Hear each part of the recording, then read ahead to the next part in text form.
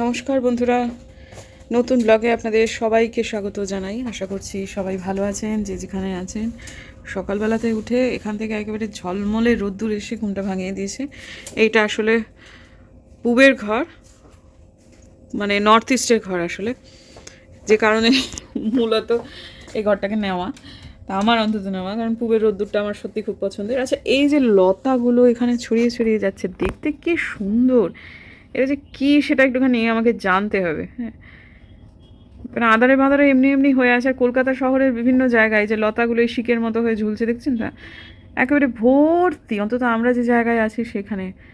যদিও এটা আগাছা সেটাই, কিন্তু তবুও আগাছারও তো একটা নাম থাকে, সেটা কি একটু জানতে হচ্ছে। মানে লেভেলে তাদের বংশ বিস্তারের গতি, সেটাই আর কি। যাই হোক, আপাতত নিচে যাচ্ছি ব্রেকফাস্ট করতে। পর্দাটা না সরালে নিচে যাচ্ছি ব্রেকফাস্ট করতে। এখানে উপরে নিয়ে আসার কোনো ইয়ে নেই আর কি, মানে দিনের বেলাতে আছে, বা লাঞ্চ বা ডিনার তারা দিয়ে যাবে, কিন্তু ব্রেকফাস্টটা আমাদেরকে নিচে গিয়েই করতে হবে। আর ব্রেকফাস্টটা কমপ্লিমেন্টারি, যার ফলে সবাইকেই নিচে গিয়েই করতে হবে। চলো না, আমি আর দুপুর আপাতত যাচ্ছি, বাবা খাবেন না, তোমরা একটু বাইরে আসছি। আগের হোটেলের মতো এই হোটেলেও মোটামুটি স্বাস্থ্যকর থেকে শুরু করে একটু কম স্বাস্থ্যকর থেকে সম্পূর্ণ অস্বাস্থ্যকর সব অপশনেই ছিল।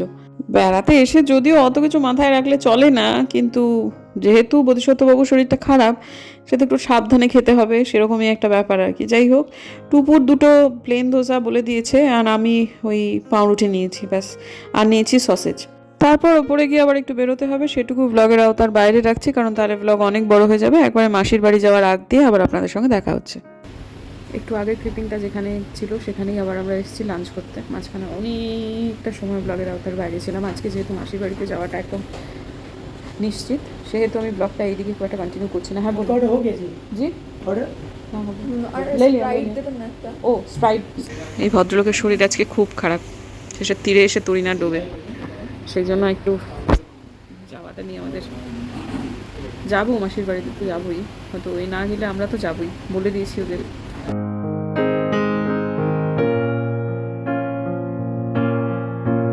প্রায় সন্ধে নামতে যায়, বিকেল এখন, কিন্তু আমার ব্লগ তো আজকে মোটামুটি 3 মিনিটও হলো না।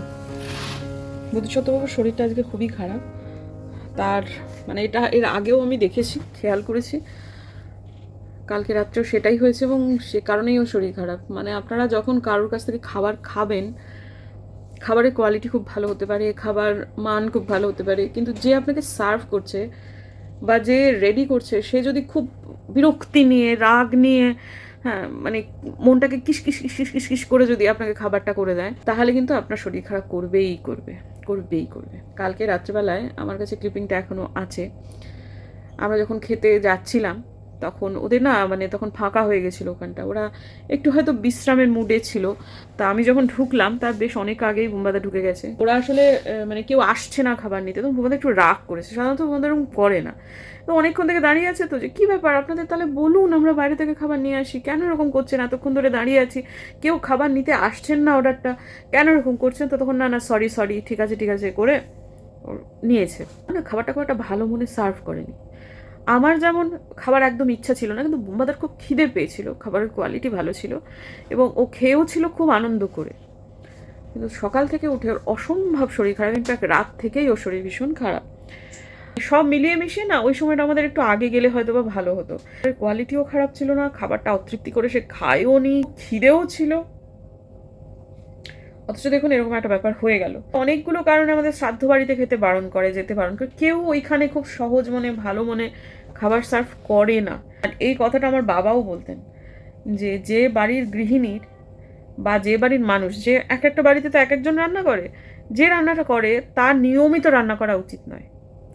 কখনো কখনো একে ওকে দিয়ে তার কাজটা করিয়ে নেওয়া উচিত। একটা মানুষ প্রত্যেক দিন রান্না করছে, রান্না করতে করতে তার না একদিন একদিন বিরক্তি আসবেই। সে যেমনই রান্না করে, হয়তো কালকে যে পদটা যেরকমভাবে করেছে পদ্ধতিগতভাবে ব্যাপারটা একই আছে, কিন্তু মানে যা তোকে যেমন করতে, শুধু একটা কাজ আমাকে দিয়ে করতে হয়, কেন ওরকমভাবে করতে হয়, এই আমি জন্মেছি এইসব কাজ করবার জন্য, তাহলে সেই খাবার খেলে আপনার শরীর খারাপ হবেই হবে। লোকটা এসেছিল, ফুল স্লিভ জামা কাপড় নিয়ে গেল, তার প্রচুর পরিমাণে জল বেরিয়ে যাচ্ছে শরীর থেকে, সেজন্য তার কাঁপুনি আসছে। সেই জন্য এতক্ষণ ধরে কী কথা বললাম আমার নিজেরও মনে নেই, তবে যেটা বললাম মন থেকে বললাম। আমি মিনা মাসিকে 4 বছর ধরে রান্নার মাসি হিসেবে রেখেছিলাম। এই কথাটা আমাকে বাবা মাথায় ঢুকিয়ে দিয়েছিল যে রান্না তার হাতেই খাবে যে মানুষ ভালো, মনটা যার ভালো। 4 বছর ধরে সে কাজ করেছিল, মানুষটা ভালো ছিল। তারপর যখন সে ছেড়ে দিল, তখন আলপনাদিকে প্রথম কথা বলেছিলাম, যখন ওকেই তো প্রথম বলেছিলাম যে আমার একটা রান্নার লোক যদি রাখতে হয় তাহলে দেখো যে আলপনাদি মানুষ যেন ভালো হয়। তো এখন সৌভাগ্যক্রমে যে পেয়েছি সে মানুষটা সত্যিই ভালো। শয়তান মানুষের হাতের রান্না খাওয়া আর বিষ খাওয়া দুটো সমান, মানে স্লো পয়জন করাটা ওইটাই বলে। আপনি যার জন্য রান্না করছেন তার জন্য যদি মন থেকে প্রচণ্ড বদদুয়া দিতে দিতে রান্না করেন, তাহলে সেটা একরকমের ওই ধীরভাবে বিষক্রিয়ার মতোই হয়। সেজন্য রান্না কে করছে এবং সে কি মনে করছে সেটা অবশ্যই একটা খুব জরুরি ব্যাপার। একটা ব্যতিক্রমী ব্যাপার ছিল, কিন্তু ওরা কালকে খুব বিরক্ত হয়েছিল, বুঝতে পেরেছি আমি তো পেরেছি, সেও বুঝেছে। আমার শ্বশুরমশাই একই কথা বলছে। মোটামুটি তৈরি হয়ে গিয়েছে, এরপর বেরোবো। একটা জলের বোতল নিতে হবে, শুধু এটা মনে রাখিস, ঠিক আছে? ওদের বাড়িতে ব্লগ করতে কোনো প্রবলেম নেই, সব আত্মীয় স্বজনদের যে সবসময় ব্লগে রাখা যায় এমন নয়, তারা আসতেও চান না। তাছাড়া আমাদের নিজেদেরও একটা ব্যাপার আছে। কিন্তু এরা এত ভালো মানুষ, এত হাসি খুশি, এত প্রাণোচ্ছল মানুষ যে ব্লগে না, মানে যেটাকে বলে ব্লগের ভাইব, সেটা অনেক বেশি হাই হয়ে যায়। খুব ভালো লোকেরা, জানেন তো। তার ফলে এদের কাছে গেলে ব্লগ করবো এটাই যেন একটা খুব মজাদার ব্যাপার, আনন্দের ব্যাপার হয়ে যায়।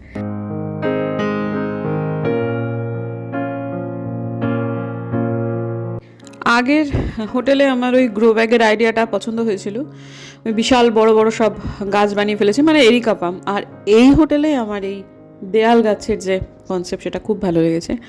আমার কিন্তু এরকম একটা দেয়াল গাছ করার খুব ইচ্ছা, অনেক দিন থেকে। ইচ্ছাতে সিলমোহর দিয়ে গেছেন আমাদের বাড়িতে যিনি এসেছিলেন, আমার বাস্তুকার, তিনিও।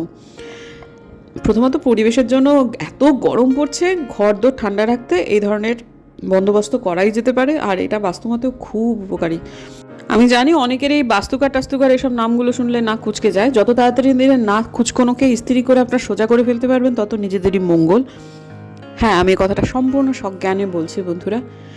যত কিছু কিছু ওই আর কি এগুলো কুসংস্কার টুসংস্কার প্রাচীন সমস্ত শাস্ত্রকে নিজেদের মধ্যে অ্যাপ্লাই করতে পারবেন নিজেদের মতো করে, আধুনিকীকরণ করে, তত আপনাদের ভালোই হবে, মন্দ কিছু হবে না। আমি সামাজিক মাধ্যমে হাজার হাজার মানুষের সামনে এমনি এমনি নিজের ইমপ্রেশন ডাউন করতে চাই না, কিন্তু কিছু কিছু কথা থাকে যেগুলো যদি কেউ ইমপ্রেশন এখন ডাউন করেন আজ থেকে ধরুন 5-6 বছর পরে, সেগুলো যখন আপনাদের উপকার হবে তখন কিছুটা সেই পুণ্যফল আমিও পাবো। আমি পুণ্যলোভী মানুষ, সেই জন্যই ধরে নিন এই সমস্ত কথাবার্তা বলি। যাদের ভালো লাগছে না তারা আমাকে ক্ষমা করবেন, কিন্তু যাদের আমার এই কথা থেকে এতটুকু নির্যাস নেবার হবে, তারা যদি নেন তাদের জীবনে উপকার ভিন্ন অপকার কিছু হবে না না না।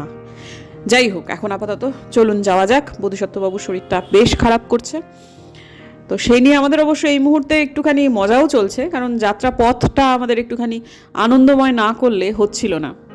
অনেক সময় বাবা ব্যাপারটা ধরে উঠতে পারছিলেন না, তিনি প্রচণ্ড টেনশনে পড়ে যাচ্ছিলেন, খুব স্বাভাবিক, ছেলের শরীর খারাপ সেই জন্য। কিন্তু আমরা খুব মজা করতে করতেই গেছি, এত শরীর খারাপ সত্ত্বেও লোকটা আমাদের প্রচুর আমোদ দিয়েছে। কোকাইতে ভাল লাগে, কোকাইতে ভাল লাগে। একটু ওয়ারেস নিয়ে নিতে হবে। হ্যাঁ, ওয়ারেস সব নেবো বাবা, আপনি একটু কম চিন্তা করুন, এটা বদমাশিও করছে। না না, বদমাশি না, বদমাশি করছি না। ওই আমার প্রচন্ড টেনশন হচ্ছে। হ্যাঁ না, আমার কোকাতে ভালো লাগে, একটু কোকাই একটু আরাম হয়, সাইকোলজিক্যাল রিলিফ পাই। আমাকে একটু কোকাতে দাও তোমরা সবাই।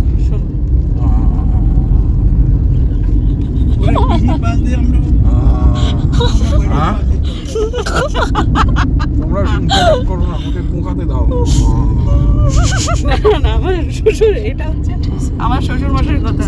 আপনার কি এতটাই শরীর না কোকাচ্ছেন কেন? কোকাইতে ভালো লাগে। দুজনে কোকাতো নাকি? কোকাতো কে কোকাতো, বুড়ো না বুড়ো?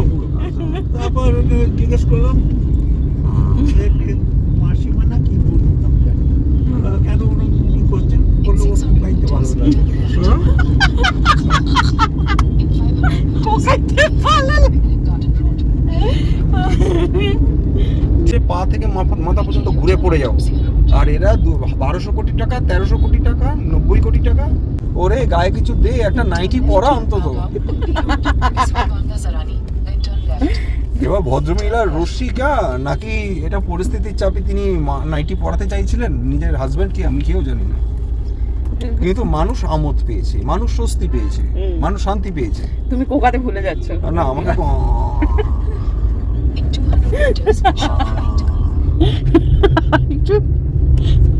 বেশি আমাকে উত্তেজিত করো না, পিছনে বেড়ে যাবে, তুমি খুব কষ্ট করে ধরে রেখেছি।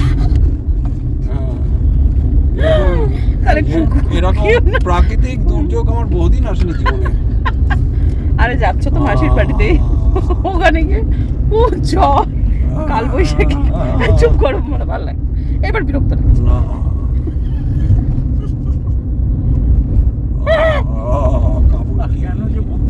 সুন্দরী তিলোত্তমাকে পরিবর্তনের পরে খুব বেশি সুন্দর লাগছে আমার।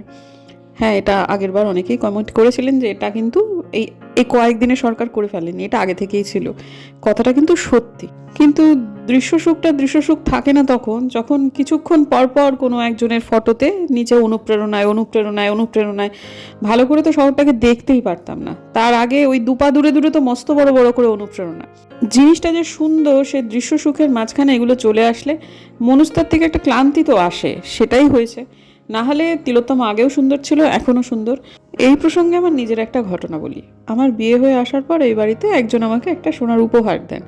তার অনুরোধে বউ ভাতের দিন আমি সেটা সন্ধেবেলায় আর কি সেটা আমি পড়ি। তারপর আমি যখন ভবনে গিয়েছি এবং যত আত্মীয় স্বজন তথা তার পরিচিত এবং তার কিছু অর্ধ পরিচিত তারা যখন আসছেন, তখন তিনি বারবার করে ডায়াসে উঠছেন এবং সেই নেকলেসটা তুলে তাদেরকে দেখাচ্ছেন আমার গলা থেকেই, দেখো এইটা আমি দিয়েছি। ব্যাপারটা আপাতভাবে কিছুই না, কিন্তু যত সময় বাড়লো তত তাদের আত্মীয় স্বজনদের ভিড় বাড়লো এবং তারা সমস্ত ডায়াসে উঠে আমার গলা থেকে যখন টেনে সেটা দেখতে শুরু করলেন, একটা সময় পর প্রায় 3-4 ঘন্টা পর আমার এত বিরক্ত লাগতে শুরু করলো যে মনে হচ্ছিল খুলে ওদের হাতে দিয়ে বলি আপনাদের জিনিস আপনারাই রাখুন। সেই যে ঘটনাটা আমার মধ্যে এত বিরক্তি তৈরি করেছিল, তারপর ওই জিনিসটা আর কোনো দিন আমি গলায় পড়িনি। আপাতভাবে আপনাদের শুনে কতটুকু কি বুঝতে পারছেন আপনারা জানি না, কিন্তু আমি সেই সময়টা খুব অসুবিধার মধ্যে পড়েছিলাম।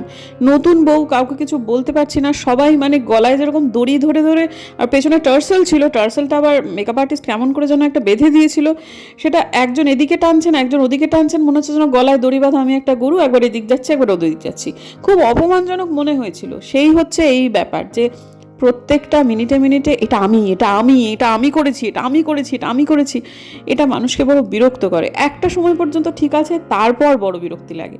এই হচ্ছে আমার এই ব্যাপার, আগের বারের যে কথাগুলো সেটার বলার বক্তব্যের বিষয় আর কি। যাই হোক, এখন আপাতত সন্ধে নামছে, হাওড়ার কাছাকাছি পৌঁছে গিয়েছি, তিলোত্তমাকে দেখতে যাচ্ছি। খুব সুন্দর লাগছে, সত্যি বিশ্বাস করুন। আগেও হয়তো সুন্দর ছিল, কিন্তু কারণটা এক্ষুনি আপনাদের বললাম। এই জায়গাটা দেখে সত্যি আমার মনে হচ্ছিল যে কলকাতা তুমি সুন্দরী। এখন হাওড়ার কাছাকাছি প্রায় পৌঁছে গিয়েছি। বোধিসত্ত্ববাবু শরীরটা ভালো নেই জন্য একটু টেনশন হচ্ছে ঠিকই, কিন্তু ওই আর কি, মাসির বাড়ি যাওয়ার উৎসাহটাও খুব বেশি। আমার শ্বশুর মশাই, আমরা সবাই মাসিমার সাথে তথা ওদের পরিবারের পুরো পরিবারের সঙ্গে দেখা করার জন্য উদগ্রীব হয়ে রয়েছি। আমার শ্বশুরমশাই ঝুনুর সাথে একটু দেখা করবো, ঝুনুর সঙ্গে একটু দেখা করবো, বয়স হয়েছে তো, এবার এলাম, যদি পরে আর না আসতে পারি, এই সমস্ত কথাবার্তা তো তাদের মনে সর্বক্ষণই চলে। সেহেতু খুব আগ্রহ নিয়ে আমরা এখন যাচ্ছি দেখা করতে। আর বুম্বাদারও বড় মাসির প্রতি একটা আলাদা রকমের ভালোবাসা রয়েছে, তথা এই পরিবারটির প্রতি আলাদা রকমের আমাদের একটা ভরসার জায়গাও রয়েছে। তো এখন যাই হোক, আমরা নেমে গেছি অনেকটা আগে, কারণ এই যে গলি দিয়ে আমরা ঢুকেছি, গলি নয় অ্যাকচুয়ালি, এটা একটা রাস্তায়, কিন্তু এত টোটো আছে না, যাত্রাপথটা সরু হয়ে গেছে গাড়ির জন্য। তো এখন ওই আর কি, আমরা ভুল করে অনেক আগে নেমে পড়েছিলাম। তো নেমে পড়ার পর উল্টো দিকের এই যে মন্দিরটা যখন বুম্বাদার তখন টাকা দেওয়া হয়ে গেছে, আমি এই মন্দিরটা দেখেই কিন্তু আমি বললাম আচ্ছা আমরা অনেক আগে নেমে পড়লাম না, মাসির বাড়ির উল্টো দিকে তো এরকম কোনো মন্দির ছিল না। কিন্তু যাই হোক, যা হয়েছে সেটা ভালোই হয়েছে। আমাদের খানিকটা হাঁটা হয়েছে, কিন্তু বাবার খুব কষ্ট হয়েছে সত্যি কথা। আমার টুপুরের জন্য ঠিক আছে, কিন্তু বাবার জন্য খুব কষ্টদায়ক হয়েছে। তিনি দুপা হাঁটছেন, একটা করে বেঞ্চ পাচ্ছেন, যেমন তেমন জায়গাতেই তিনি বসে পড়ছেন, তার কারণ তিনি নাগাড়ে হাঁটতে পারছেন না। তো তারপরে আমি অবশ্য বুম্বাদার জন্য 3টে ওআরএস কিনলাম, প্রথমে 2টো কিনে পরে আবার ঘুরে গিয়ে আর একটা কিনে নিলাম। তা ওর একটু দরকার হয়ে পড়েছে ওআরএসটা। আর বারবার করে কিছু দূর যাচ্ছেন বাবা, যেহেতু পারছেন না সেহেতু লোককে জিজ্ঞেস করছেন যে কোথায় যেন, ওই গলিটা যেন কোথায়। তারপর একটা ছেলে মানুষই কাণ্ড দেখুন আমার হাজব্যান্ডের, সেটা হচ্ছে আমি এর জন্য ওআরএস কিনলাম, ওষুধ কিনলাম, হ্যাঁ, তারপর দেখছি তিনি মানে এই দোকানটার পাশেই হচ্ছে ওই মাসির বাড়ির গলি, তার মুখে একটা দোকান আছে, মিষ্টির দোকান আছে। আমি দেখছি সেইখানে দাঁড়িয়ে দাঁড়িয়ে ভদ্রলোক শনপাপড়ি খাচ্ছেন। বিশ্বাস করবেন, একটা শনপাপড়ি খেলো, ওই মাসির বাড়ির জন্য মিষ্টি নেওয়া হবে সেখান থেকেও মিষ্টি নিল, শনপাপড়ি খেলো, তারপর আবার একটা কালাকাত খেলো। খাচ্ছে লোকটার এখনো পরিমাণে কিছুটা অ্যাপেটাইট বাকি আছে, সেটা দেখে ভালো লাগছে, কিন্তু পেটে তো একটা ইনফেকশন হয়েছে, এই মিষ্টি জিনিস ইনফেকশনটা বাড়তে পারে, সম্ভাবনা সেটা প্রবল। কিন্তু ওর এই মিষ্টির দোকানটা এত পছন্দ, সত্যিই বড্ড ভালো মিষ্টি বানায় এরা, এটা ঘটনা। কিন্তু তারপর সেখান থেকে এই যে দেখুন, ছেলে মানুষই আর গেল না।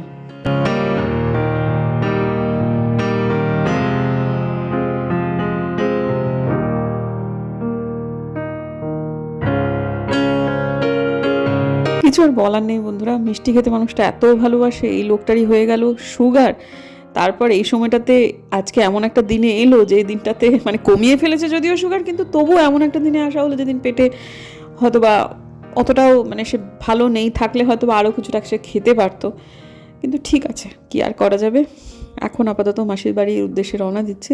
খুব আনন্দময় সময় কাটিয়েছি, বৌদি খুব পরিশ্রম করে, আজকে যা গরম, অনেক কিছু রান্নাবান্না করেছে। ওদের আন্তরিকতা সত্যি সত্যি মনে রাখার মতো। যখনই কলকাতায় আসি, আর কেউ ফোন করুক না করুক, এই কাকলি বৌদি সব সময়ই ফোন করেন যে তোরা আমাদের বাড়িতে আয়, তোরা আমাদের বাড়িতে আয়, তোরা আমাদের বাড়িতে এসে থাক, তোদের এখানে হাওড়ায় কোনো ফ্ল্যাট নেই তথা কলকাতায় কোনো ফ্ল্যাট নেই, ভাবিস না তোদের কোনো থাকার জায়গা নেই, আমাদের বাড়িটা আছে।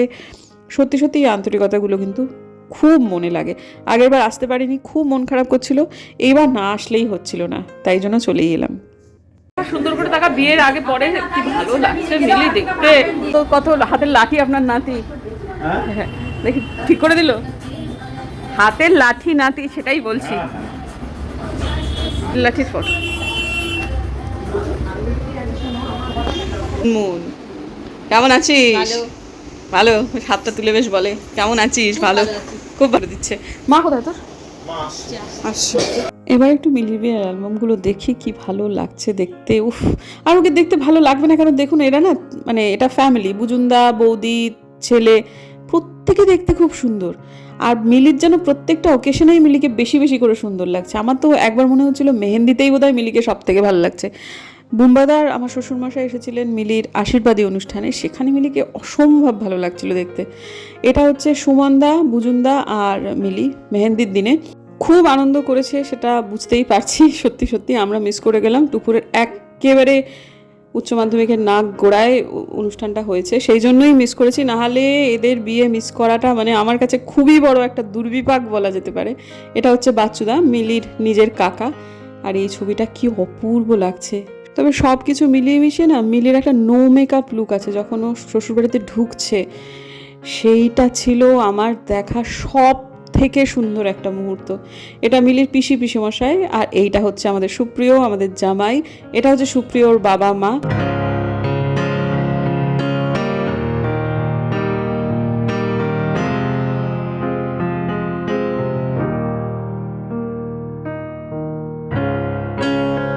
আর সিঁদুরটা পরলেই মেয়েরা কেমন একটা বদলে যায়, এত সুন্দর দেখতে হয়ে যায়। আর এইটার কথা আমি বলছিলাম, আমার মিলিকে এই জায়গাটাতে একেবারে লক্ষ্মী প্রতিমা মনে হচ্ছে।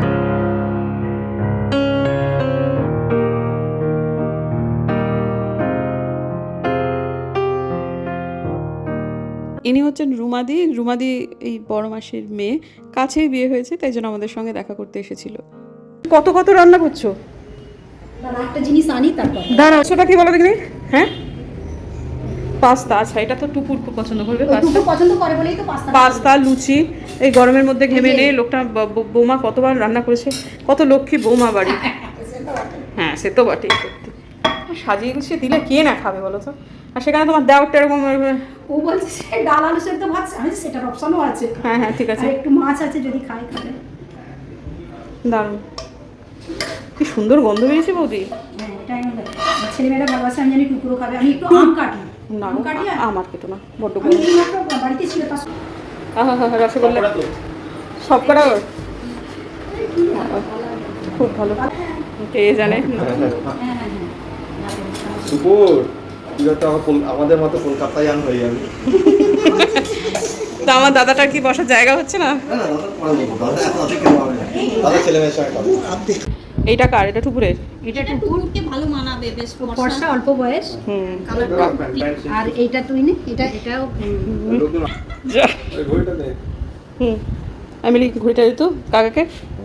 এই যে বা এটা এইটা পুরোটাই হচ্ছে কালার। এই রংটাও খুব সুন্দর, ময়ূরকণ্ঠী কালার। হুম, এই রংটাও, এই শাড়িটা হচ্ছে আমার। হ্যাঁ, থ্যাংক ইউ মিলি। না এসেও শাড়ি পেলাম, বিয়েতে না এসেও শাড়ি। সবাইকেই দিবা। সবাইকে মা তো আসা না আসার জন্য নয়, সবাইকে সেই তোকে ভিডিওতে তোলা হয়নি বাবা। ওকে, তো বুঝেছিস? ঠিক আছে। হ্যাঁ, আমার বিয়ের সময় 3 বছর বয়সের ভিডিও। বাচ্চা ছেলে। হ্যাঁ, এই, হ্যাঁ, দেখ দেখ দেখ দেখ দেখ দেখ দেখ। এই কেন রে তোরা রূপকে ভাত দিচ্ছিস? এই রূপ, ক্যাব চলে আসছে। রেডি। ওরে দে, যা হয়েছে দে রে মা, দে দে। এই তো অনেকটা হয়েছে। থ্যাংক ইউ মা, থ্যাংক ইউ। ঠিক আছে। ঠিক আছে ঠিক আছে ঠিক আছে। টাটা, ভালো থেকো। এই রূপ, গেলাম। Tata tata. চলো, আমাদের গাড়ি প্রায় চলে এলো বলে। হ্যাঁ, বোম্বাদের এই বড় মাসির পরিবারটি খুব আন্তরিক এবং খুব কনফিডেন্ট, সাথে সাথে ভদ্রও বটে। আমার এই কনফিডেন্সটা, ইনফ্যাক্ট আমার বোম্বাদার দুজনেরই কনফিডেন্সটা খুব ভাল লাগে বন্ধুরা। কোন দিক থেকে কনফিডেন্স? কোনো দেখনদারি নেই, কোনো শো অফ নেই, কিন্তু আত্মপ্রত্যয় রয়েছে প্রচণ্ড পরিমাণে। আমার এটা খুব ভাল লাগে।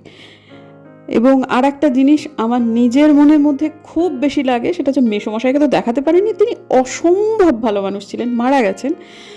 কিন্তু মেসোমশাই না সব সময় ঢোকার সাথে সাথে জিজ্ঞেস করতেন, তুই তোমার মা কেমন আছেন? এই মাসির বাড়িতে কিন্তু এখনও এই চলটা রয়েছে। এরা কিন্তু সবাই আমার মায়ের খোঁজটা নেয় বন্ধুরা, জানেন তো।